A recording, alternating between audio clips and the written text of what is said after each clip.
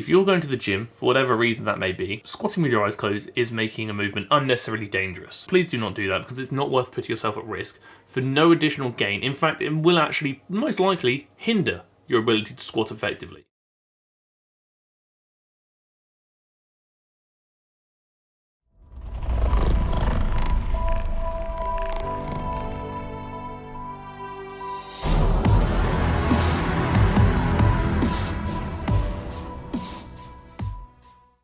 Today may well be one of the wildest videos I've released on my channel, but probably not for the right reasons, because there's a lot of wild things occurring with what we're about to observe. And this has been on my list for many months, but it's something I've kind of put off for a while because I wanted to make sure I did it right. But I won't give too much away because obviously, you know, source must occur. In other news, I went for a very long walk in Wales yesterday and I feel horrendously sore today. How embarrassing is it that I go to the gym 5 times a week and I'm laughing, I'm fine, train to failure, you know, train insane or remain the same, all that cool stuff that the cool dudes say. But I go for a walk and suddenly I'm written off for days. It's a mockery. This solidifies that cardio is in fact cardio, and I'm not sure about it. The videos are going to occur any moment now, but before we do so, the bits need to be done. If at any point you decide you like the video, please let me know you like the video by liking the video. 1250 likes is once again the goal in the first 24 hours, so if we could reach that, that'd be bloody stupendous. If you haven't already, please do consider clicking the red button down below to subscribe to the channel, and maybe even the bell next to it so you get notified when I upload every week, twice a week. And if you have a question you want me to answer at the end of the next video,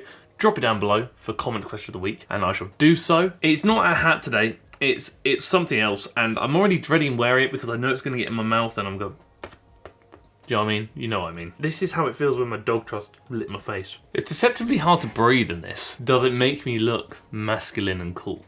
No, it doesn't.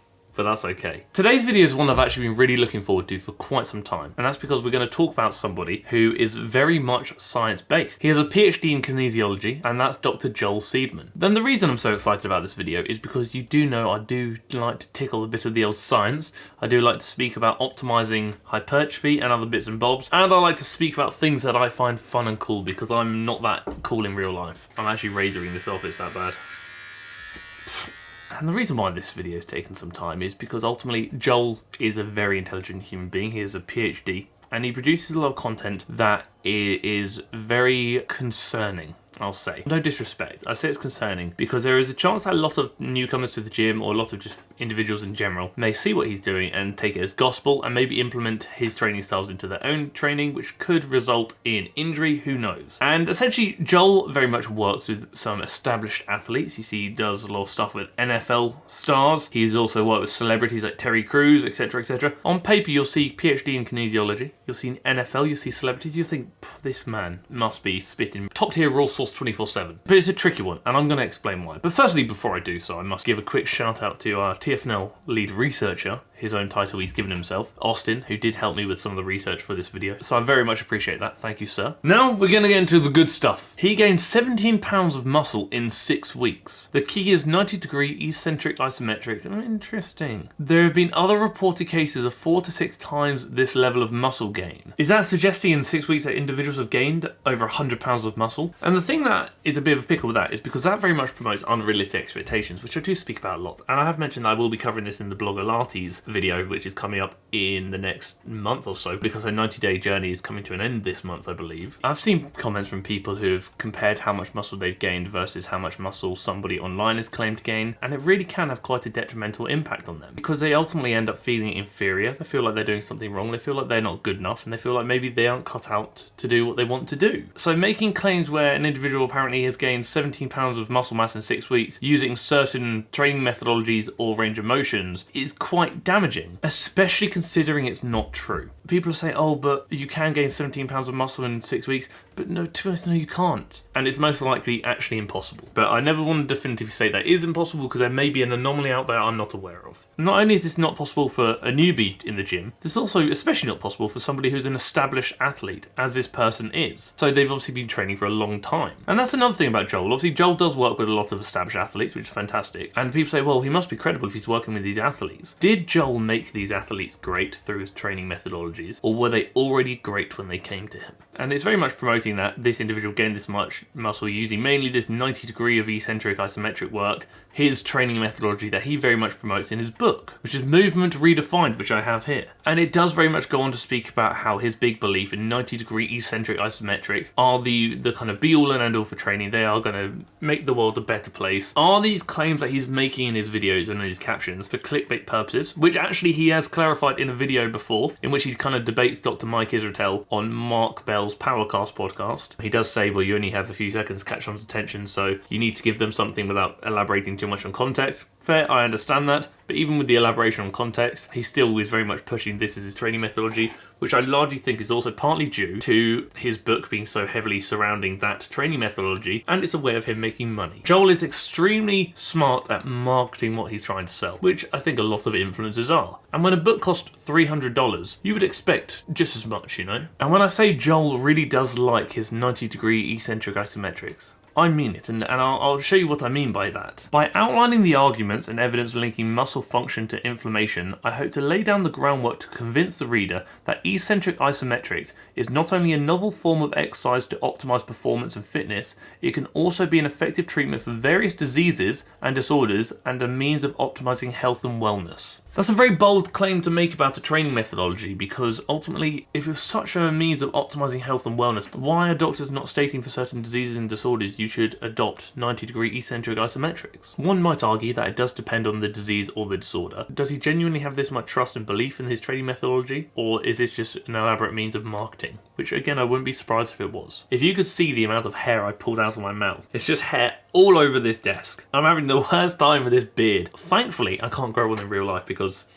I'm having such a bad time. The struggles I go through for video content. Maybe if I were to do 90-degree eccentric isometrics, that would solve my problems. And maybe that would stop the beard hair from going into my mouth. And plus, who is selling a book for $300? That's a lot of money. Do you know what you could buy for $300? 300 things worth $1. That's what you could buy. The best way to squat for humans, period. 90 degrees, eyes closed. Interesting, so he's got his eyes closed. Please never squat with your eyes closed. Try and do anything with your eyes closed. It makes it a lot harder. You're all over the place. If you're going to the gym, for whatever reason that may be, squatting with your eyes closed is making a movement unnecessarily dangerous. Please do not do that, because it's not worth putting yourself at risk for no additional gain. In fact, it will actually, most likely, hinder your ability to squat effectively. Again, let's talk about the effectiveness of squatting to 90 degrees. Because ages ago, I did a video on Krissy Cela. I looked at her squat 1 rep max, and it wasn't to depth. And I think somewhere in that video, somewhere in one of her videos, she spoke how Joel Seedman has spoken about how 90 degrees squatting is optimal, all that stuff. I might try and put a comment on the screen if I can find one. And although squatting to 90 degrees, I'm sure does have a purpose, especially when looking at performance and athleticism and things along those lines, which very much fall in the realm of sport-specific training, when you're kind of suggesting that you should only go to 90 degrees and stop squatting arse to grass for maximum strength, size, joint health and athletic performance,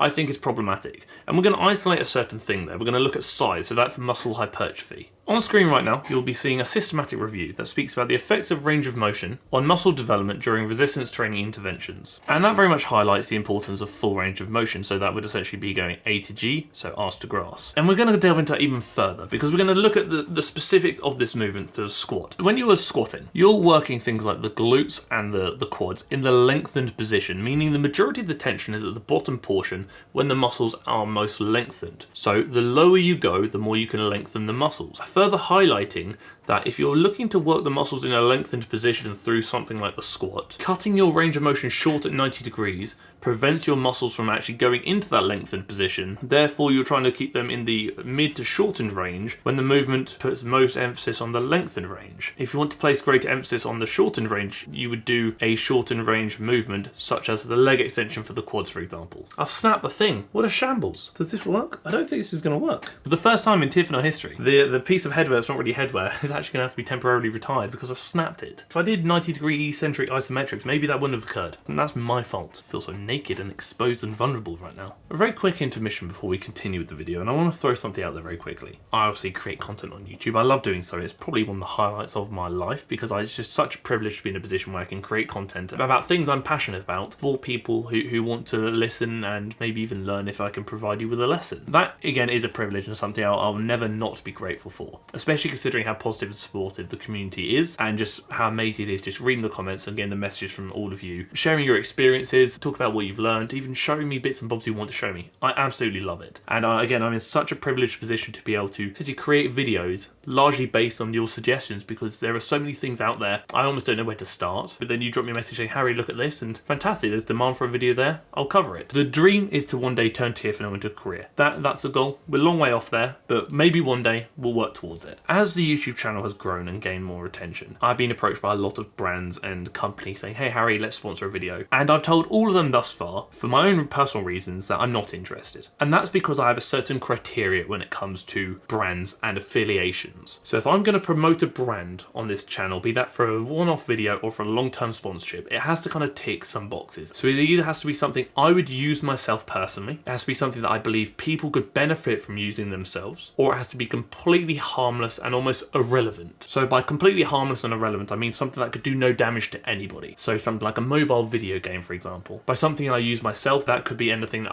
I would buy, or something I may even have. That's something I believe that some of the people watching could actually benefit from utilising. I've had fit scales come towards me saying, Harry, here's X amount of money for a feature in the video, and I've said no thank you, because I don't want to promote a fit scale that speaks about body fat percentages and all those bits and bobs, because firstly, they're not accurate. Secondly, I think that's placing too much emphasis on the importance of scale weight, which I think could be damaging for a lot of people watching this video. All these numbers and these bits and bobs essentially dictating your worth and your value could be very damaging, and I'm not here to harm my audience, because I trust you and you have chosen to put your trust in me. I'm never going to do anything to break that. I have morals, I have values that I'm never going to steer from. Despite how big the channel may get, I'm going to stay true to those values, because without you, I would not be here, and if I weren't here, I'd probably be quite sad. Interesting as it may sound, it very much gives me a bit of meaning to my life, which I did speak about in the mental health Q&A a while back. It has given me a lot that I will forever be grateful for. For the first time, this video is actually sponsored, and in all honesty, I actually have quite a lot of anxiety about this right now. I don't want anybody at home watching this video to assume I'm doing this because I'm a sellout or whatever it may be. I do want to clarify, before the kind of sponsored segment starts, there are timestamps down below and chapters in the description of this video. So if you want to save time and skip it, click the timestamps or the chapters down below and you can do just that. But ultimately, a company came to me that I was actually looking at investing in their products about a month before they came to me. I just hadn't got around to it. I'm never going to lie to you. I'm going to be completely transparent and straight, and this is one of the agreements I made with the company, saying if I'm going to feature you, I'm going to do it my way, because I pride myself on transparency and honesty with my audience. They said, Harry, could you feature us for 60 seconds in your video? We'll send you some free products for you to try out. And they did a few weeks ago, and I have been trying out the products since then. If you like the products and feel like you're comfortable sharing it in your video, then fantastic. We'll give you X amount of money for 60 seconds. And like I said, I've tried the products for a few weeks, and I was like, actually, this is good. It's also convenient. I was going to buy it anyway, but now I don't need to. Fantastic. That company, that sponsor, is actually today Manscaped. And this is quite annoying, because the beard was here for a purpose, because I was going to whip out the razor, but I've broken it now, but you'll see, there's time. So like I said, this video is indeed sponsored and brought to you by Manscaped, who are top tier raw source in the world of grooming, so I've been told, and again, based on my experience with them, they're bloody solid stuff, I must say. And I know you're thinking, Harry, you have an audience of 91% women, why are you promoting a male grooming product on your YouTube machine? And that's ultimately because you may have family members who are men, you may have friends who are men, you may have partners who are men who could benefit from utilising such a product as a gift perhaps, or something along those lines. If that does appeal to you, then obviously you've got my 20% discount code, which is lingering on the screen, you know, TFNL, because that's my name. Well, it's not actually my name, it's my channel's name, you know what I mean. Please do not ever feel any pressure to purchase anything I'm promoting on my channel. Sure, it does help me and it does support me, but you watching this video alone is more support than I could ever ask for, and more support than I deserve, so I can't thank you enough for that. Like I said, they did send me some bits and bobs for me to play with, and I got the weed whacker, which is for the old nose hair, because you know what, you do need aerodynamic nostrils. I respect it and I appreciate it. They also sent me the bits and bobs on the performance package. I'm using my oversized head to hold open right now, because I'm a marketing genius. I know what you're thinking. You've got the razor, you've got the other bits and bobs like the moisturizer, you've got the boxers, you've got the attachments for the razor to make it like short and long and like do all cool stuff, you know what I mean. It's bloody splendid if you ask me. This kind of hit home my head. Obviously they have their own special features that make them stand out from the crowd. Waterproof, helps reduce nicks and stuff. Actually, I'll tell you a funny story. If you're watching this, you're probably going to see on my Instagram story in the next few days a video of me doing incline dumbbell press, and you'll notice, Harry, your armpits look extremely bald. And I'm going to be straight with you. I got back from my big walk yesterday. I said, you know, I'm going to shave my armpits, because why not? What a mistake that was. Although the experience was bloody pleasant, thank you very much, the feeling of having shaved armpits myself is a wild one, and although I feel very aerodynamic, I would say I feel borderline slippery. So like I said, if any of these bits and bobs do appeal to you for whatever reason, a gift or whatever that may be perhaps, then feel free to utilise the discount code of TFNL if you would like to. But again, also never feel any pressure to do so, because as I said, you even being here is plenty of support, and I can't thank you enough. But as per, I've waffled on for far too long, so now we're going to crack on with the rest of the video, and I won't be as pale very shortly. Please don't think I'm ever trying to sell out or any of that nonsense, because again, my values, my morals, and my care for my community is far more important to me than money ever will be, because like I said, without you guys I wouldn't be here in the first place, and without you guys I wouldn't have the opportunity to work with companies such as Manscaped. This is very much down to you, and I can't thank you enough for giving me this opportunity to have a platform where I can speak about things on the line, and for you to even tolerate and listen to me. But now I'll crack on with the rest of the video, because I know I've waffled on for far longer than I should have. So no, when looking at muscle size, that very much shows that squatting to 90 degrees is not best for muscle size, so muscle hypertrophy. And this very much applies to the bench press as well. Stop going past 90 degrees on the bench press. Science confirms 90 degrees is optimal for strength, muscle hypertrophy, and joint health. Interesting. And we're actually going to look at another study that speaks about just this. Bench press at the full range of motion produces greater neuromuscular adaptations than partial executions after prolonged resistance training, further highlighting the importance of full range of motion. And the bench press, although I have stated many times I do not think is optimal for like pec hypertrophy, I do think is an overrated movement for that purpose. It very much does have a time and a place depending on your goals. This movement, the bench press, very much works the pecs in their lengthened position. So that bottom portion is what we're referring to when I say the lengthened position. That's where peak tension is occurring. It's also when they're most stretched out, hence lengthened. Whereas shortened would be when they're most contracted. When looking at hypertrophy, so again the building of the muscle, full range of motion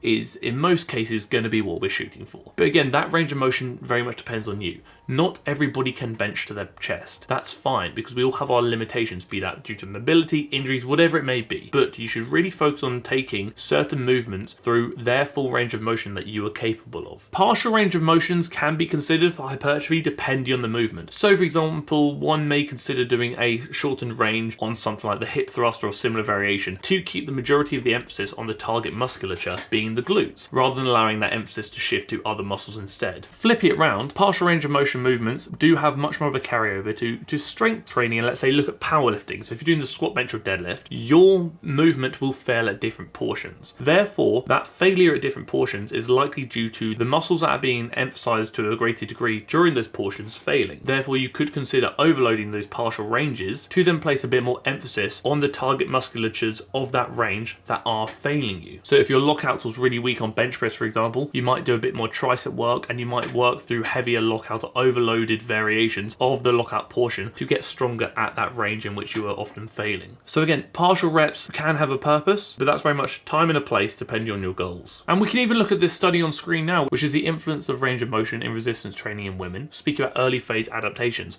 once again highlighting the importance of full range of motion if you're able to do so when looking at muscular hypertrophy. Then the question comes in, if taking a muscle to 90 degrees is optimal for hypertrophy, why would you not bicep curl to 90 degrees? I understand that the bench press is a multi-joint movement, so that may be a consideration there. But if you're speaking about 90 degrees being optimal for hypertrophy, surely that would apply to every movement, which is not being shown here. I do think there is a big consideration of clickbait for the purposes of marketing. Like I said, he is trying to sell stuff here, which I do understand. This is his job, his living. It makes some sense to some extent as to why he's doing what he's doing. Doesn't mean I agree with it. In fact, I very much do actually disagree, and I'm sure Joel has his own points to justify why he's doing what he's doing based on my research, my understanding, and my knowledge, which I'm admitting I do not have a PhD, but I do want to clarify, qualifications do not mean everything. I think this is a bit of an example of people placing too much emphasis and importance on qualifications. Although I am a fan of qualifications, I do think if you're like a personal trainer, for example, and you're selling workouts, I do think you should probably be qualified to say you have the driver's license. But just because you have the license doesn't mean you're a good driver. I think this is kind of highlighting that perhaps a PhD doesn't mean everything. By no means am I ever stating that I am smarter than Joel. I am merely stating that despite the fact he's put a lot of work, time and effort into his research field, personally, especially when looking at pushing things for hypertrophy, I do not agree with his training methodologies, and I do very much think that he is ultimately doing this as a means of clickbait to sell something of greater value, like a $300 book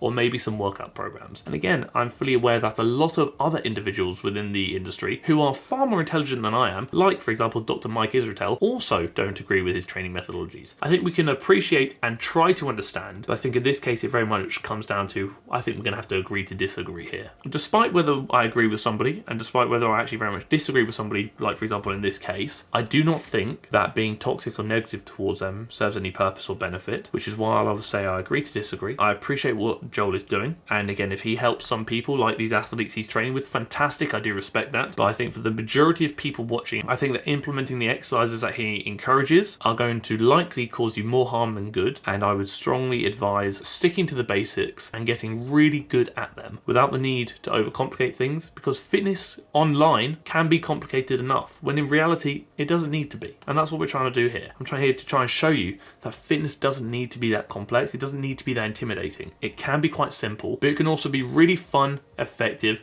and life enhancing, we'll say. If you want to train like Joel does, I fully support it. You must do what's best for you. Just personally understand that I do not believe you need to, nor do I believe that most of you should. But again, these are merely my opinions. You may not agree with them, in fact you may disagree with them, which is absolutely fine. I appreciate you've even taken the time out of your day to watch this video and even listen to me. But now that it's done, we must crack on with comment question of the week. And it's a good one, although it kind of has actually been answered a bit. I would love to know how to program the workouts. If I'm targeting glute hypertrophy, would I be doing the same exercises, keeping in mind the progressive overload, in the same format every week, or can those exercises, being glute focused, be changed from week to week? Asha did actually answer this quite well below. I'm just going to kind of support what she said and add to it. You can do different exercises across different workouts within a week, but I would keep those exercises the same each week, so then you can place emphasis on progressive overload, getting more efficient at those movements and essentially milking them for all they're worth. And then when you can no longer progressively overload, or your goals change, whatever it may be, then you can consider changing the movements. If I do 2 push sessions in a week, those 2 push sessions will likely be different in that week. Let's say I'll do Monday might be more chest dominant and Thursday might be more shoulder dominant. That Monday and Thursday session will be the same each week. So the workouts within the same week might be different, but they'll be repeated week on week until, like I said, my goals change or I can no longer progress the movements, in which I would then consider swapping things out. But ultimately, we very much do need to do a lot of the same stuff week on week to get better at those movements,